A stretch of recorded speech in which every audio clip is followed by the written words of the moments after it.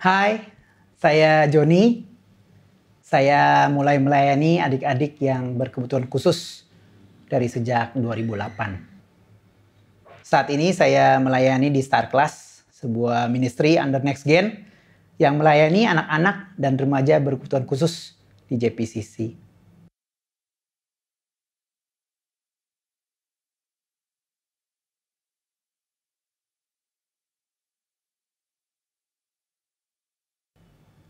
Jawaban singkatnya, bisa. Izinkan saya memberikan 3 pemikiran yang melandasi jawaban saya. Yang pertama, otak manusia terus berkembang. Dalam beberapa dekade ini, percepatan penemuan dan ilmu pengetahuan mengenai otak manusia merevolusi pengertian kita mengenai fungsi dan cara kerja otak manusia. Brain Activity Scanning memberikan informasi baru yang membantu para pakar, neuroscientist, dan psikolog untuk memberikan inovasi baru dalam penanganan dan terapi yang lebih baik dan yang lebih tepat. Salah satu penemuan oleh Dr. Norman Doidge, yaitu sebuah konsep neuroplasticity, menemukan bahwa otak manusia masih terus berkembang. Tidak pernah ada kata terlambat untuk mengubah kemampuan otak manusia. Asal didukung dengan strategi pembelajaran yang tepat dan stimulasi bervariasi sesuai kebutuhan individu masing-masing. Rumah, sekolah, dan gereja bisa menjadi safe place atau tempat yang aman untuk membantu proses stimulasi pembelajaran ini. Anak-anak yang seringkali dianggap memiliki keterbatasan dan tidak mampu, sekarang dapat mencapai potensi mereka secara maksimal. Oleh sebab itu, parents, tidak ada kata terlambat atau terlalu cepat untuk kita memulai memperkenalkan dan mengajarkan kebenaran firman Tuhan kepada anak-anak ini. Karena pertumbuhan iman adalah proses pembelajaran seumur hidup. Yang kedua, mengajar dengan cara anak belajar. There is need to be a lot more emphasis on what a child can do instead of what they cannot do. Perlu ada perhatian lebih terhadap apa yang seorang anak bisa lakukan dibanding dengan apa yang mereka tidak bisa lakukan. Natural tendensi kita adalah untuk melihat apa yang salah, apa yang kurang, apa yang lemah, dan yang bukan normal. Padahal pilihan yang lebih baik adalah fokuskan kepada kekuatan dan keistimewaan anak-anak ini. Daripada kita sibuk mencoba memperbaiki kekurangan dan keterbatasan mereka. If they cannot learn the way we teach the way they learn. Kalau mereka tidak bisa belajar dengan cara kita mengajar, kita yang harus mengajar dengan cara mereka belajar. Yang ketiga, iman harus diajarkan dengan sengaja. Keluargalah yang punya tanggung jawab atas pertumbuhan iman anak-anak. Tuhan telah memberikan privilege kepada orang tua untuk membesarkan anak-anak, termasuk anak-anak kita yang berkebutuhan khusus, baik secara fisik, emosi, akademik, dan yang jauh lebih terpenting yaitu secara spiritual. Our role is to impress our children to the love and the character of God. Learn to cooperate with God so our children have the front row seat to the grace and the goodness of God. Peran kita adalah untuk memberikan impresi kepada anak-anak tentang kasih dan karakternya Tuhan. Belajar untuk bekerja sama dengan Tuhan supaya anak-anak kita mendapatkan kursi barisan depan kepada kasih karunia dan kebaikan Tuhan. Seringkali karena merasa kurang percaya diri, kurang diperlengkapi, orang tua itu mendelegasikan tanggung jawab ini kepada gereja yang dipercaya lebih expert dalam segi kerohanian. Ini wajar saja, apalagi bila orang tua adalah generasi pertama Kristen yang kenal Tuhan. Tetapi faktanya, rata-rata gereja hanya punya waktu 40 jam dalam setahun dibandingkan dengan 3.000 jam yang dimiliki orang tua untuk memberikan pengaruh kepada anak-anak mereka. Ingat, anak-anak tidak menangkap atau tertular oleh iman Anda sebagai orang tua. Iman harus diajarkan secara sengaja. Dan kabar baiknya, orang tua tidak harus lakukan ini sendirian. Dengan berpartner bersama gereja, anak-anak dapat merasakan kasih Tuhan, kenal dengan Allah pencipta mereka, dan memenuhi tujuan dan rencana Tuhan untuk mereka dan keluarga.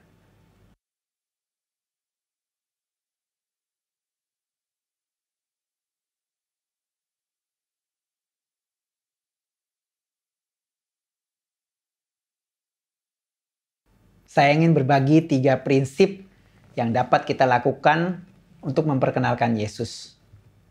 Yaitu talk, model, mentor. Saya ulangi sekali lagi, talk, model, mentor. Yang pertama, talk, obrolin, bicarakan. Kita perlu integrasikan iman ke dalam percakapan dan kegiatan sehari-hari dengan sengaja. Selalu ambil kesempatan untuk memperkenalkan Tuhan, apa artinya taat kepada Tuhan dari mulai mereka masih kecil. Aktivitas bersama yang fun seperti outing, trekking, dan yang lain dapat kita jadikan momen untuk berdiskusi mengenai karya ciptaan Tuhan, keagungan Tuhan. Bangun kebiasaan atau ritual untuk membaca, nonton bareng cerita Alkitab secara konsisten. Setelah itu, ajak anak berdiskusi. Minta mereka menceritakan kembali dalam bahasa mereka. Parents bisa luangkan waktu untuk menemani mereka tidur. Ajak mereka berdoa bersama dan mengucap syukur atas kebaikan Tuhan untuk hari ini. Ada 3 tips yang membantu parents berbicara dengan anak-anak, termasuk anak-anak yang berkebutuhan khusus. Yang pertama, bicara dengan singkat dan jelas. Gunakan kalimat yang sederhana, yang sesuai dengan level perkembangan anak. Karena ini akan sangat membantu proses pemahaman mereka. Kalimat tuh jangan panjang-panjang dan jangan ribet. Ya kan, seperti Allah mengasihi kita, nak, semua dengan tanpa syarat oleh karena kasih karunia-Nya. Coba kita ganti menjadi Allah sayang kamu, titik. Hindari penggunaan kata-kata yang bersifat abstrak atau big words seperti iman, pengharapan, sukacita. Kasian kan untuk mereka bisa mengerti konsep seperti ini. Yang kedua, bicara dalam bahasa kasih mereka. Dr. Gary Chapman, penulis dari buku The 5 Language of Love, menjelaskan bahwa inside every child is an emotional tank waiting to be filled with love. Di dalam setiap anak terdapat tangki emosi yang menunggu untuk diisi dengan kasih. Orang tua perlu belajar untuk mengenali bahasa kasih, terutama bahasa kasih anak-anak kita. Untuk anak-anak yang menikmati words of affirmation, kita berikan kata-kata pujian yang bersifat positif dan berikan mereka apresiasi. Be fully present, hadir penuh untuk mereka yang suka dengan perhatian dari keberadaan orang tua. Quality time. Berikan banyak sentuhan, dipeluk, dielus untuk anak-anak yang bahasa kasihnya physical touch atau sentuhan fisik. Yang ketiga, bicara dengan gaya belajar mereka. Anak-anak visual learner akan sangat terbantu dengan penggunaan gambar, video, ataupun flashcard. Untuk gaya belajar auditory, minta mereka baca dengan bersuara. Lalu bisa direkam supaya mereka bisa dengarkan kembali. Gunakan banyak gerakan dan kegiatan eksplorasi untuk mereka yang kinestetik. Intinya, kita harus terus belajar bereksperimen dengan multiple sensory input supaya mereka mendapatkan beragam stimulasi yang membantu proses pemahaman. Dengan mengenali gaya belajar mereka, kita dapat mengajar mereka lebih efektif dan materinya lebih mudah diingat oleh mereka. Yang kedua, model atau mencontohkan. Children learn more from what you are than what you teach. Anak-anak belajar lebih dari apa yang kita lakukan daripada apa yang kita ajarkan. Lebih dari yang disadari, orang tua memberikan model atau contoh kepada anak. Anak-anak memperhatikan loh apa yang Anda dan saya lakukan. Cara kita merespon di dalam segala aspek kehidupan. Coba berapa sering kita bangga atau mungkin kaget melihat anak-anak merespon dengan kata-kata, tindakan, dan emosi yang sama.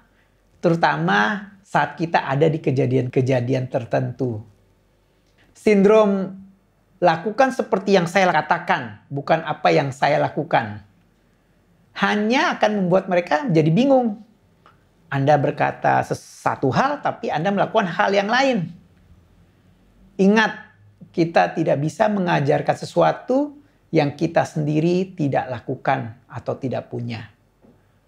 Mustahil kan mau panen semangka tapi tanam biji melon.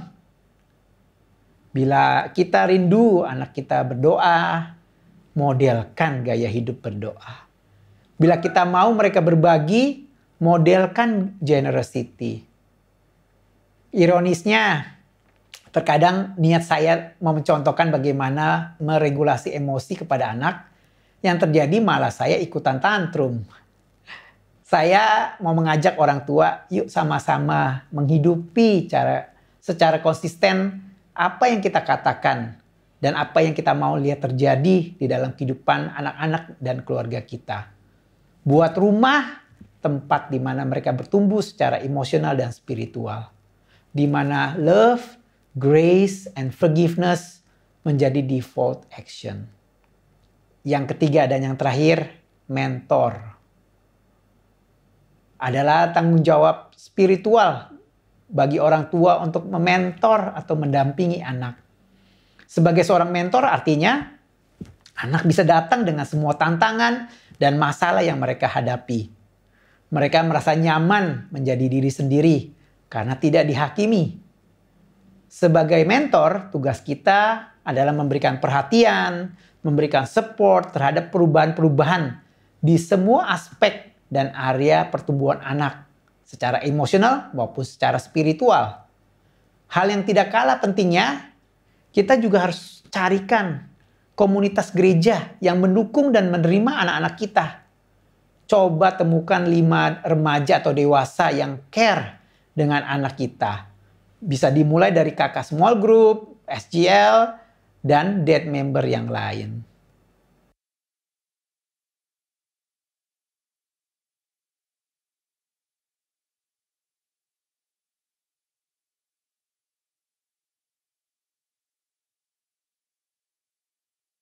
Membangun iman di dalam rumah merupakan kerja keras ya. Teknologi, gadget, games, video, ini berusaha menarik perhatian mereka lebih gigih dari kita sendiri sebagai orang tua. Dan oleh sebab itu, kita perlu semua bantuan yang bisa kita dapatkan. Mari orang tua kita berpartner dengan gereja. JPCC menyediakan konten dan resources untuk membantu parent. Apalagi di saat kita semua masih beribadah dari rumah. Tiap minggu, anak-anak Star Class dapat mengikuti ibadah online yang khusus dirancang untuk mereka yang berkebutuhan khusus. Mereka juga bisa hangout bareng dengan kakak-kakak SGL. Karena kakak SGL ini sayang dan care banget dengan keberadaan mereka. Ada juga resources yang namanya Parent Queue yang memberikan bahan topik untuk orang tua diskusikan dengan anak sepanjang minggu. Bahkan, gimana cara menyampaikannya kepada anak. Wow, Tugas kita benar-benar sangat terbantu ya sebagai orang tua. Oleh sebab itu, parents, mari kita lebih proaktif berpartner dengan KKSGL yang dipercaya untuk mementor anak-anak kita. Berikan informasi mengenai kebutuhan sensori anak, ya kan? Apa yang membuat mereka senang, apa yang menenangkan mereka, apa bahasa kasih anak, dan sebagainya. Jangan lupa, KKSGL ingin sekali mendengarkan cerita win story, cerita progres anak kita sekecil apapun itu. Ingat, peran kita, yaitu orang tua yang berpartner dengan gereja, adalah memberikan impresi kepada anak-anak kita tentang kasih dan karakternya Tuhan. Belajar untuk bekerja sama dengan Tuhan, supaya anak-anak kita mendapatkan kursi barisan depan kepada Allah, kepada kasih karunia dan kebaikan Tuhan.